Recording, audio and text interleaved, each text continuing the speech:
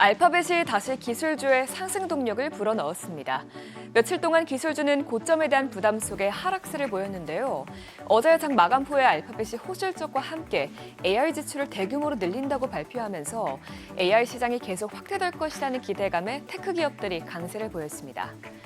이에 따라 기술주 비중이 높은 나스닥 지수와 S&P 500 지수가 상승세로 마감했는데요. 오늘 나스닥 지수는 0.18%, S&P 500 지수는 0.07% 오르면서 사상 최고치를 기록했습니다. 다만 다우는 오늘 악재가 많았죠. 유나이티드 헬스그룹이 법무부로부터 메디케어 운영과 관련해서 조사를 받고 있다는 사실을 공식적으로 인정하면서 급락하고 또 IBM 역시 실적 부진 여파로 하락세를 보이면서 다우지수 전반을 끌어내렸습니다. 빅테크 기업은 대부분 랠리를 이어갔습니다. 조금 전 언급했던 대로 알파벳이 자본 지출을 더 늘리면서 클라우드와 AI에 대한 수요가 더 늘어날 것으로 보이고 AI가 확실한 투자 수익을 낼 것이라는 기대감이 커지면서 기술주들이 상승한 건데요. 실적이 나온 알파벳은 1% 가까이 올랐고요. 또 AI 기업들의 반도체를 공급하는 엔비디아가 오늘 2% 가까이 급등 마감했습니다. 또 그 밖에 애플을 제외하고 나머지 기업들은 모두 상승으로 마감했습니다. 시총 6위부터 보면 메타가 오늘 소폭 올랐고요. 또 알파벳의 협력업체 중 하나인 브로드컴도 알파벳의 호실적에 힘입어서 오늘 1.77% 강세를 보였습니다. 다만 테슬라는 알파벳과 희비가 엇갈렸습니다.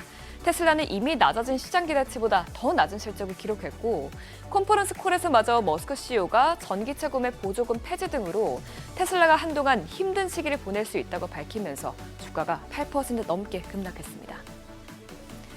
시장에 계속해서 강세론이 휩쓸고 있는 가운데 오늘 나온 지표들은 대체로 긍정적으로 나오면서 증시 상승세가 계속될 수 있다는 의견을 뒷받침해줬습니다. 우선 고용지표는 여전히 견조한 것으로 나왔습니다. 지난주 신규 실업수당 청구 건수는 21만 7천 건으로 나오면서 전주 대비 또 하락했는데요. 이로써 신규 실업수당 청구 건수는 6주 연속 감소하면서 2022년 이후 가장 긴 하락 흐름을 나타냈습니다. 이 계속 실업수당 청구 건수는 전주 대비 소폭 늘어나긴 했지만 이번 지표에 대해서 모건 스탠리 산하 이 트레이드는 노동시장에 심각한 균열이 발생할 조짐이 아직 거의 없다면서 이런 상황이 계속 지속된다면 연준이 금리를 인하할 이유가 하나 줄어드는 셈이라고 전했습니다. 전반적인 미국 경제도 회복력이 있는 것으로 나타났습니다. 서비스업과 제조업을 합친 합성 PMI가 7개월 내 가장 높은 수치를 기록한 가운데 특히 서비스업 업황이 크게 개선세를 보였는데요. S&P 글로벌에 따르면 7월 미국의 서비스업 PMI 예비치는 55.2로 발표가 되면서 전월 대비 큰 폭으로 상승했고요. 이는 지난해 12월 이후 가장 높은 수준입니다. 다만 제조업과는 괴리가 커졌는데 제조업은 관세와 높은 가격, 또 정책 불확실성으로 신규 주문과 수출이 모두 감소하면서 위축 국면으로 진입했습니다. 이런 가운데 물가 상승 압력은 제조업과 서비스업 모두에서 두드러졌습니다. 관세로 인해서 서비스 부문 판매 가격은 2023년 4월 이후로 가장 크게 오르고 제조업 판매 가격은 2022년 11월 이후로 두 번째로 높은 수준을 보였는데요. 조사 측은 이를 보고 소비자 물가 상승률이 향후 몇 달 안에 연준의 목표치인 2%를 훨씬 넘어설 것임을 시사한다고 경고했습니다. 최근 미국의 주택시장 지표는 계속해서 부진한 흐름을 이어가고 있습니다.